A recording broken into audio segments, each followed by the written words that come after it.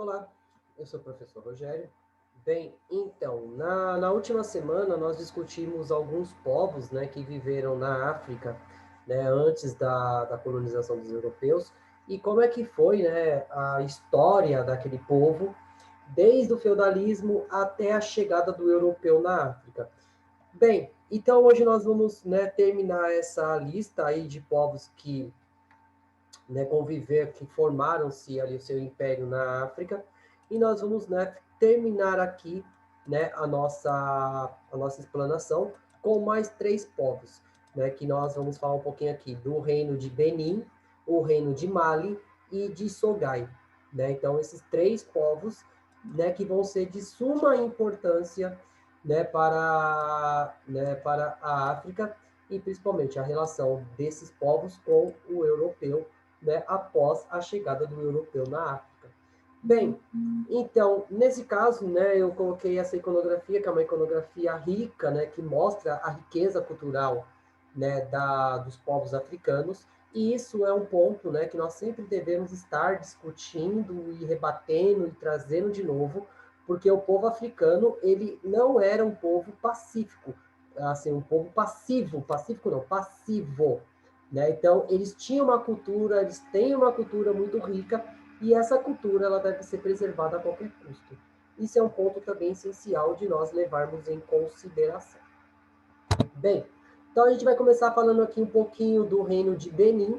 Então, o Império de Benin, ou Império Edo, ele foi de 1440 até 1897. Foi um grande estado africano pré-colonial, pré-colonial da moderna Nigéria. Não deve ser confundido com o país dos nossos dias chamado de Benin, outra hora chamado de Daomé.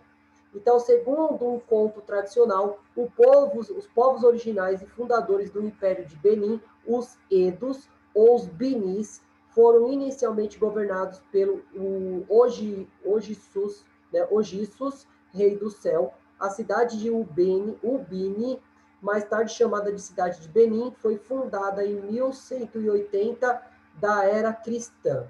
Né? Então, isso é um ponto essencial que nós devemos, né, trabalhar sobre esse povo. Bem, então cerca de 36 ogisso conhecidos são contabilizados como príncipes do império.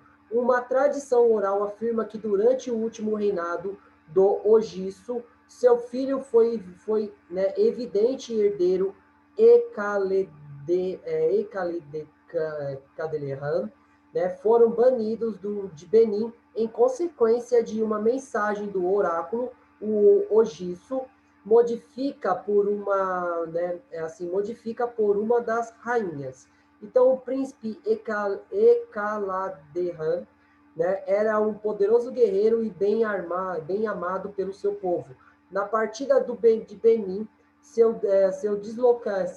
deslocaram no sentido oeste para a terra dos Iorubás. Então, nessa ocasião, o oráculo de Ifa disse que os Iorubás de Ifé, né, então seriam regidos por um homem que sairia da floresta na sequência Ecalederrans, né, então chegou à cidade de Urubá de Ifé e ele finalmente subiu à posição de Obá, né, que é o rei soberano da língua iorubá, e depois recebeu o título de Oni de Ifé. Então, ele sai de Benin e ele vai, né, chegar ao povo iorubá e ele vai ganhar um grande destaque, né, por conta das lendas, das previsões, dos oráculos, que vai fazer com que ele seja ali beneficiado por elas. Então, ele mudou seu nome para Isoduá, então, que a língua dele diz, eu escolhi o caminho da prosperidade, e o seu digno de Oduduá, dos Iorubás, na morte de seu pai, o último Ogisso, um grupo de chefes de Benin, liderados pelo chefe Oliá, então veio para Ifé implorar o Oduduá para voltar a Benin para subir ao trono. A resposta de Oduduá foi um governante não pode deixar seu domínio, mas ele tinha 7 filhos e iria pedir para um deles voltar para Benin para se tornar o próximo rei. Né? Então, ele foi banido do seu reino, mas ele enviou um dos seus filhos para continuar a sua linhagem, né, no caso lá na questão da cidade de Benin. Bem, então o Orinian, né, um dos filhos de Oduduwa, com Ocambi, né, concordou em ir para Benin e ele passou alguns anos em Benin antes de voltar para sua terra Yorubá e estabelecer o império de Oyo. Então, disse que ele deixou o local com raiva e chamou Iale Ibinu, que significa terra do aborrecimento e irritação. E foi a frase que se tornou a origem do antigo nome Ubini, ou a cidade de Benin. Então, Oranian, o seu caminho para a casa em Ifé, parou brevemente em Ego, onde engravidou a princesa Erumide, filha de Enogie de Ego, e ela deu à luz a uma criança chamada Eueca. Então, ele tem essa linhagem que vai continuar em outros povos. Então, durante o reino de Oduduá, com Alafim, né, de Oio, o Eka tornou-se Obá e o Ele Ibenu. Então, Eude, um ancestral de Ueca I, mudou o nome da cidade para Ilé Ibenu ou Ubini, né, que em português, na sua própria língua, corrompeu-a para Benin ou Beni. No caso, em 1440, o Euire, também conhecido como Euere, o Grande, chegou ao poder e transformou a cidade-estado em um império. Então, essa cidade ela vai começar a expandir o seu território e assim englobando outros povos ao redor e ganhando cada vez mais notoriedade. Bem, então o apogeu. Então, o Obá tornou-se o poder supremo da região. O Euerê, o primeiro Obá da Idade do Ouro, é creditado como responsável para converter a cidade de Benin em uma fortaleza militar protegida por fossos e paredes. Foi a partir desse baluarte que ele lançou a sua campanha militar e começou a expansão do reino aos redutos dos povos falantes da língua Edo. Uma série de muros marcaram o crescimento incrementado da cidade sagrada de 850 até o seu declínio no século XIV. No século XV, Benin tornou-se a maior cidade do império. Para incluir o seu palácio, Euare comandou a construção de um muro interno, uma muralha de barro de 11 quilômetros de comprimento, que, cingida, por um fosso de 15 metros de profundidade. Então, ele vai fortificar essa cidade de possíveis povos estrangeiros que poderiam vir a invadir, aumentando o prestígio da cidade de Benin. Então, as escavações também descobriram uma rede rural, de paredes de barro a 4.000 a 8.000 quilômetros de comprimento, que teria levado um número estimado de 150 mil horas, homem, e centenas de anos para ser construídas. Essas foram elevadas para marcar o território de vilas e cidades. 13 anos após a morte do Euare, os contos esplendorosos de Benin atraíam os mais comerciantes portugueses para os portões da sua cidade. Então, os portugueses queriam descobrir os produtos que eles poderiam lucrar, que eram produzidos ali dentro. Então, no caso, os comerciantes portugueses vão voltar o seu olhar para aquela cidade tão próspera. Bem, então, em sua máxima extensão, o império se estendia desde a tribo ocidentais de Ibo, às margens do rio Níger, através da parte da região sudeste da Nigéria, boa parte do atual estado de Ondo, e a ilha insular, o atual ilha de Lagos e Obalade, então na região costeira do atual estado de Lagos. O Império de Oyo, que se estendeu pela maior parte do sudeste da Nigéria e nas partes oeste da atual República de Benin, e as tribos unidas do norte sobre o novo feroz, né, no caso, proselitismo, né, da fé islâmica. Então, os muçulmanos vão dominar a região e vai começar a impor a sua cultura e a sua religião, fazendo que houvesse uma revolução dentro daquela cidade. E isso vai fazer com que tudo se transformasse naquele momento. Então, o Estado desenvolveu uma cultura artística avançada, especialmente os seus famosos artefatos de bronze, de ferro e de marfim. Este inclui placas das paredes de bronze de cabeça, né, de bronze de tamanho natural, representado os obás de Benin. Então, o artefato mais comum é baseado na rainha Idia, agora mais conhecida como a máscara de Festac. Então, após a sua utilização, em 1977, o logotipo, né, do Festival Black African, né, da África, financiada e organizada na Nigéria. Então, a máscara, né, da rainha foi usada como símbolo, né, da organização daquele festival, que pretendia arrecadar fundos para promover, né, o Estado, né, e organizar ações, né, de benefícios àquela sociedade. Então, o contato com o colonizador. Então, os primeiros viajantes europeus a alcançarem Benin foram os exploradores portugueses, que em cerca de 1485, a forte relação mercantil foi desenvolvida com o comerciante entre produtos tropicais, né, de Edo, como o marfim, pimenta, azeite de dendê e bens europeus, né, de Portugal, como o cânhamo de Malina e armas. Então, no início do século XVI, o Obá enviou um embaixador a Lisboa e o rei de Portugal enviou cristãos missionários para a cidade de Benin. Alguns moradores da cidade de Benin ainda falariam um português pidgin, né, no final do século XIX. Então, os portugueses vão, né, voltar ali, vão conseguir, né, impor a sua cultura e também, né, de uma certa forma ou de outra, usar o comércio desses produtos tão valorizados na Europa para adquirir e para conseguir lucros substanciais.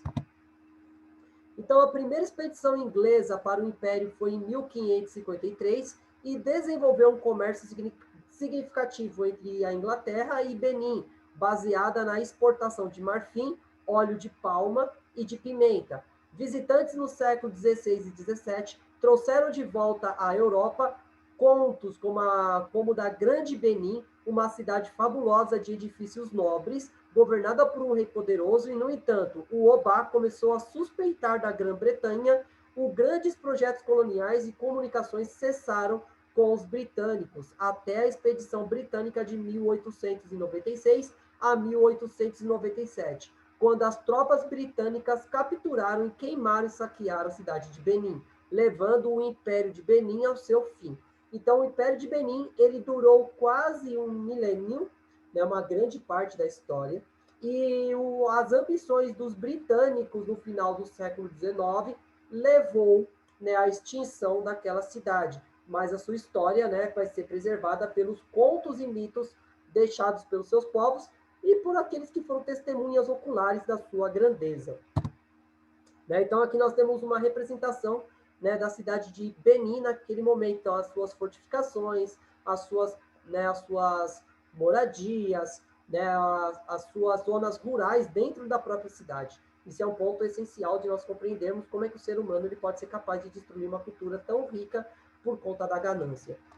Bem, o outro império que nós vamos estudar aqui é o Império de Mali, né? Então, no caso, também, né, ele pode ser considerado como a mandinga. Então, Neine ou Niani também mandem Curufaba, e historicamente Mandem. Então, foi um império pré-colonial africano da época da Idade Média, existente entre 1235 a 1670, na região de Mandem, no atual Mali, Serra Leoa, Senegal, Gâmbia, Guiné e do sul do Saara Ocidental. Então, esse império foi um dos mais poderosos da história da humanidade, sendo uma das maiores potências da Idade Média, além de um dos mais ricos em ouro e em pedras preciosas. Então, o império e o império é considerado o mais rico de toda a história africana. Então, o império foi fundado por Sudiatas Keita e foi o mais poderoso do Saara Ocidental, durante muitos anos expandindo a sua língua mandinga, as leis e os costumes do seu povo. Então, no caso, o Império de Mali foi uma região muito próspera por conta do comércio e por conta, né, da sua cultura única, e que foi expandida por conta, né, da sua fama e da sua importância na região. Então, o Império começou como um pequeno reino, né, de Mandinga, na parte superior do rio Níger, centrado em torno da cidade de Niamey, né, então, durante o século XI e XII. E começou a se desenvolver como um império após o declínio do Império de Gana, ao norte. Então, durante esse período, as rotas comerciais mudaram para o sul, para as savanas, estimulando o crescimento do estado como, né, o estado de Bono. Então, a história inicial do Império de Mali, antes do século XIII, não é clara, pois existem relatos conflitantes e imprecisos tanto na cronologia árabe quanto nas tradicionalistas, né, orais africanas. Então, os Sudiatas Keitas é o primeiro governante para qual informações escritas precisas foram produzidas, por meio do Ibn Khaldun, que era um escriba ali daquela região. Então, o Sudiatas Keita foi o príncipe guerreiro da dinastia Keita, que foi chamado para libertar o povo de Mali do domínio do rei do Império de Sosso.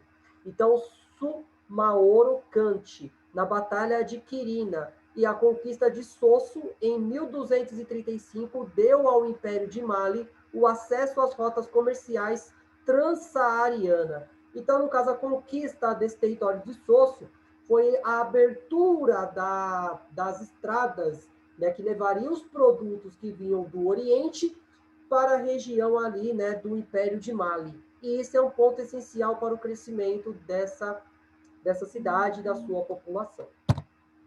Então, aqui nós temos mais ou menos como seria, né, o mapa de Mali, né, do Império de Mali ali, no caso ali, né, do noroeste da África, e os seus principais monumentos que persistem até os dias de hoje, e o seu rei mítico ali realizando comércio com os povos árabes. Isso tornando, né, essa região muito rica. E a lenda, né, vai atrair muitos outros povos ali para a região. E, né, no caso, o Mansa Musa. Então, o Musa, primeiro, ele governou a região ali de 1312 a 1337, comumente referido a Mansa Musa, foi o 10º Mansa que traduz como Rei dos Reis, ou imperador do Império de Mali. No momento da ascensão de Musa ao trono, o Império de Mali consistia nos territórios anteriormente pertencentes ao Império de Gana e Mali, e as áreas circundantes de Musa obteve muitos títulos, incluindo Emir de Mali, Senhor das Minas dos Uagaras, e o conquistador de Ganata, Futa, Jano, e pelos menos outras dúzias de estados. Ele foi reconhecido como o homem mais rico da história. Então, ele concentrava sobre ele todas as riquezas que circulavam ali na região. E por último aqui, o Império de Songhai. Então, em 1492, o Sani Ali, né, que vai viver de 1467 a 1492, faleceu durante uma campanha de seu filho Sunibaru, foi aclamado rei em 21 de janeiro daquele ano. Apesar disso, Suani Ioji, né, Baru, logo perdeu o apoio dos muçulmanos do império, que julgavam desviado na fé, e Maomé ibn Abacar, né, um importante governador e general do seu pai, usou dessa dissidência, né, para projetar-se ao trono. Tão cedo quanto em fevereiro de 1492, Maomé fez a sua primeira tentativa. Né? Então, no caso, a guerra, né, então a sucessão deu origem a essas batalhas entre o herdeiro legítimo e, no caso, né, o Maomé Abacar, né, para tomar o trono ali. Então, em 12 de abril de 1492, a Batalha de Anfao, apesar de numericamente inferior de forma, né, as formas de Maomé, as tropas de Maomé venceram. Ao derrotar o seu inimigo, Maomé assumiu o título de Askia, que tornou-se o nome da dinastia. Então, a dinastia Askia, né, que vai ter ali, pelo nome dele já dá para entender que a cultura que prevalecia em Songhai era a cultura islâmica. Bem, então, em outubro e novembro de 1496, nomeou o primeiro incumbente, seu irmão Confari Omar, para reinar enquanto peregrinava, né, para Meca. Então, os muçulmanos, pelo menos uma vez na vida, ele tinha que fazer essa viagem sagrada até a cidade mais importante do islamismo, que é a cidade de Meca. Então, no caso, né, o Maomé, né, ele vai realizar essa exigência, né, religiosa islâmica e vai deixar o seu irmão, né, no caso o Confari Omar, no seu lugar para governar até o momento do seu regresso. Então, no caso, ele visitou o califado de Al-Mostasik, no Cairo, que proclamou o califa de todo o Sudão, termo que à época designava vagamente a vasta área na África subsaariana, que compreendia o Mali. Então, Chad e o noroeste da Nigéria e de Níger. Segundo a leitura de J.O. Unvik, né, considerou que a nomeação foi para o governante das terras de Takrur, né, que foi representante do califa. Então, em Meca, o xerife Maomé tratou-o com muito respeito, dando-lhe o turbante e a espada, conferindo-lhe o título de califa do Sudão Ocidental, com o direito a antigos grupos vassalos de sunis. Então, ele vai ser considerado lá em Meca um dos principais líderes do califado aonde ele se formou.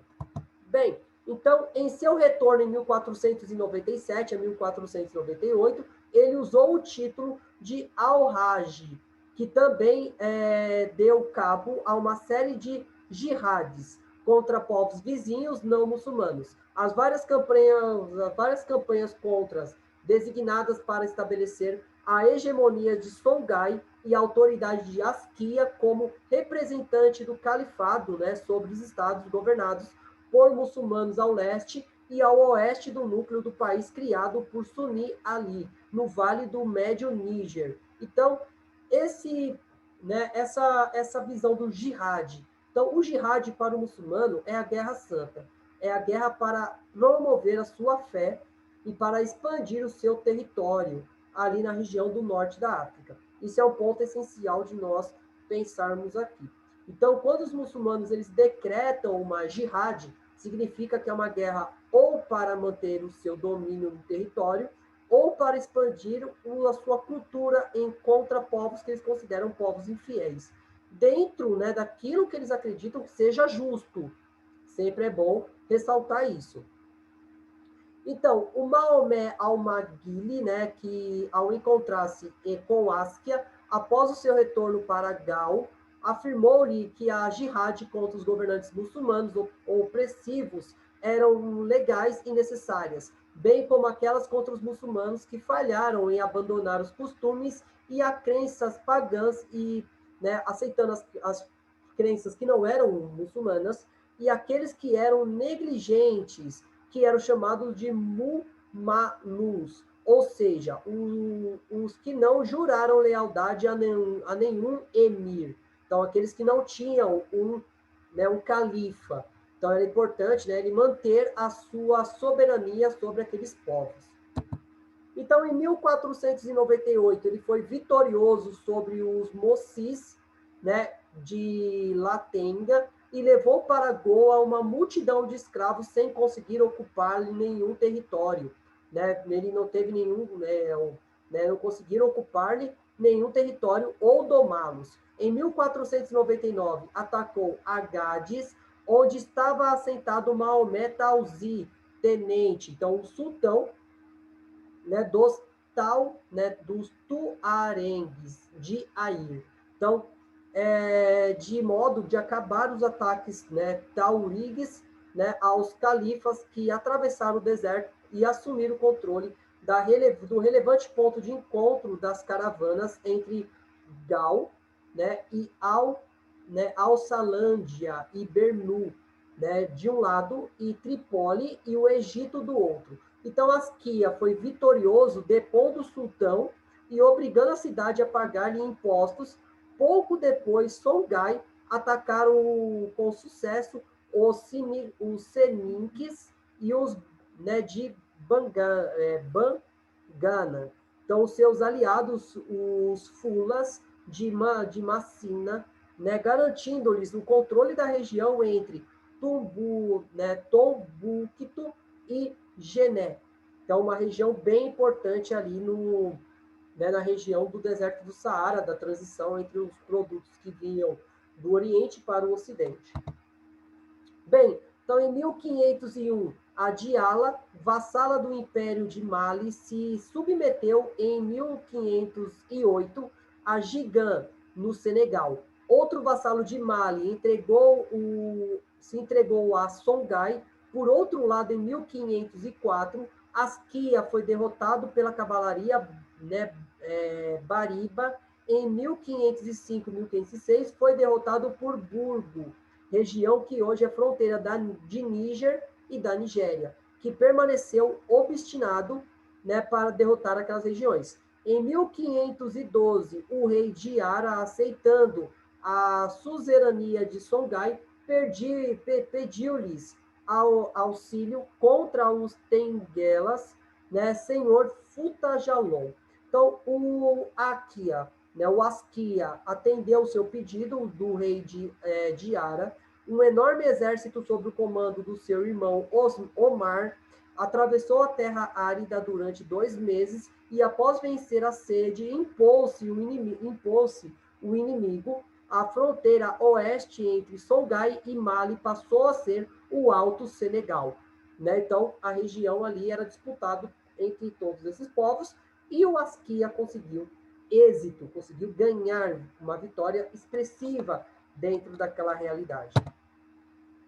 Então, após derrotar a Tauregues em Agades, dirigiu sua atenção aos habitantes de Aquilo, que, né, controlava o Alata, e derrotou-os com sua infantaria e cavalaria. Após ocupar a cidade, os tuarengues fugiram ao deserto e iniciaram os ataques a Ualata. Então, cientes da incapacidade para lidar com as guerrilhas, os Songhais concordaram em partir em troca do compromisso de vassalagem e tributos.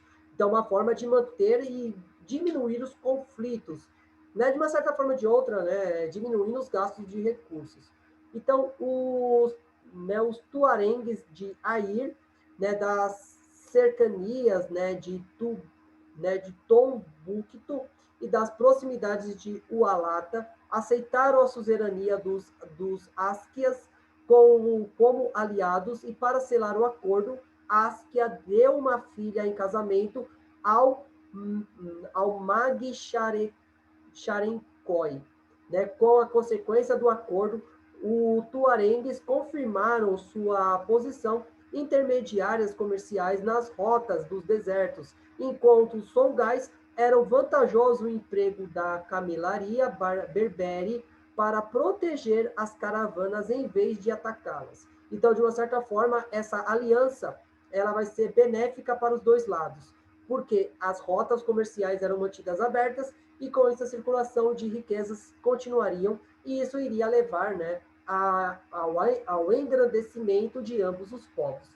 Bem, então, com o controle dos grandes portos comerciais à distância de Goa, então Tombucto e Gené e Ualata, e a obtenção de bem ou mal da arquietação dos tuarengues, o Áquia orientou-se para o leste ao domínio de Aússa, então, a fim de disputar a Burnum e o comércio de nozes de cola e ouro e tudo o mais, né, na Alçalândia.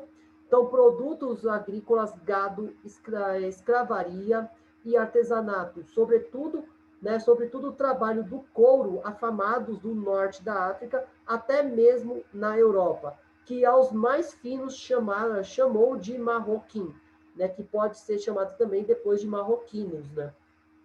Então, ponto importante. Então, o comércio e o domínio de produtos que eram muito valorizados naquele período, né, que nós podemos, né, considerar até os dias de hoje. Nem a questão da noz de cola, que é um dos subprodutos de refrigerante. Então, isso é um ponto também essencial para nós compreendermos aquela realidade. Bem, então, para Leão africano, na segunda década do século XVI, Askia atacou Caticina e reduziu sua população à metade. Tamanha quantidade de escravos que ali retirou, então voltou-se para Zaria, né, e Cano, que se dobrou à paz após prolongado cerco.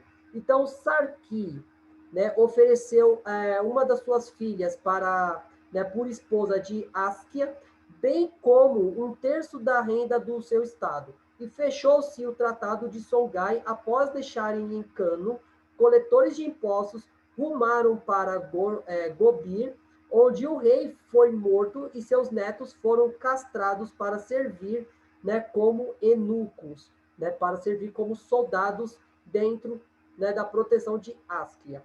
Então, a maior parte da população de Gobir foi escravizada e o restante sofreu o peso dos tributos. A afirmação de leão africano são hoje descartadas pela inexistência de menção de qualquer referência sobre os ataques nas crônicas de Cano. Então, na tradição Aussas, né, e nem noutras fontes. Então, entre 1515 a 1517, Askia teve de se submeter novamente a Agadez. Então, impondo-lhe desta feita uma guarnição e talvez administrador de Songhai. Então, né, no caso, ali o Askia vai começar a diminuir um pouquinho o seu poder. Então, Kunta Kenta, né, de Keb, um estado situado entre o território de Songhai e Alçolândia, ao oeste, das quedas de Sokoto, era aliado de Askia nessa expedição. Então, desgostoso com a parcela que lhe coubera da pilhagem de Algadez, rompeu os laços com Songhai, protegido por alagadiços, né, protegidos por alagadiços, né, Kunta, né, conseguiu afirmar a independência ao combate efetivo às tropas de Askia e conseguiu transformar o seu país num estado tampão entre o Império de Songhai e Alçolândia. Então, no caso, protegendo o primeiro do segundo, mas sem impedir que as cidades ussas comecem a gradualmente a cair na órbita de Bornu. Então, essa forma, né, de impedir que essas cidades sejam protegidas, elas vão começar a ser tomadas por Bornu. E isso vai levar ao declínio dessa sociedade aos poucos. Então, o reino de Askia não terminou bem. Então, confrontado suas ideias, se torna-se um governante único de um Sudão islamizado. Então, seu filho disputaram seu espólio após a sua morte de seus comandantes em chefe e irmão, né, de Canfira Omar, em 1519. Askia não estava mais seguro nem mesmo na capital, né, e os Songais pareciam-lhe tão tortos quanto o curso do rio Nilo, não, do rio Níger. Então, nesse caso, né, nós temos que levar em consideração isso, que as suas derrotas e a morte, né, vai fazer com que, né, ele não tivesse nenhum apoio mais. Então, amargurado em meio cego e já idoso, o Askia tinha apenas seu amigo e conselheiro Ali Folem. E em 1528 a 1529, seu filho mais velho, o Musa, conspirou contra ele e matou seu novo general em chefe, Ia. Então, outro de seu irmão que havia permanecido leal, o Musa, depôs o pai e tomou o nome de Askia Musa. Então, permaneceu no comando por 3 anos, quando foi assassinado por um dos seus irmãos que, né, baniu seu pai para a ilha de Níger, no rio Níger. Então, né, nesse contexto todo, essa região ela é bem conflituosa, né, por conta dos seus interesses, e a guerra, né, de sucessão vai levar ao fim do povo de Songhai. Bem, então, né, para nós, né, terminarmos essa questão de domínios, né, dos povos europeus, nós vamos compreender como é que a China e o Japão estavam, né, organizado, né, entre o século X até a chegada do europeu também na Ásia, né, levando em consideração que o maior desejo do europeu era encontrar um caminho para as Índias, mas ele conseguiu um pouquinho mais, ele conseguiu chegar até a Índia, né? Ele passou pela Índia, chegou na China e também chegou ao Japão. Bem, então, né, então era isso que eu pretendia passar para vocês. Eu sei que é muito conteúdo, e quando nós falamos de África, né, tem muitas partes da história africana que ela é deixada na obscuridão, então é muito difícil encontrar fontes. Então, muitas vezes, nós temos que, né, entender que a história dos reis africanos, muitas vezes, eles são confundidos com as histórias míticas né, da África. Isso é um ponto que nós devemos também, né, sempre estar, né, prestando atenção na hora de passar o conteúdo. Bem, então, agradeço a todos aqui. Né, muito obrigado. Então, gostou, né, né, do vídeo, deixa aqui o seu like. Né, se você gosta do conteúdo que nós estamos colocando aqui, então curta e siga o canal. Né, e vamos continuar, né, os nossos estudos, né, para, né, melhorar assim, o nosso compreendimento sobre o legado humano. Muito obrigado e até a próxima.